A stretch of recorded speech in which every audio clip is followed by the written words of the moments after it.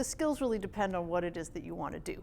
But I certainly know as a business school teacher myself, the stuff that I'm really trying to help students master that I think they're going to need from day one in the workplace is working as a group, so being able to communicate with other people in a group, and people who may not share your opinion, who may not share your ideas, they may not share your values. You know, the thing about the workplace is that it's beautifully diverse, but it also means we have to be able to use communication to get to consensus and to understand other people.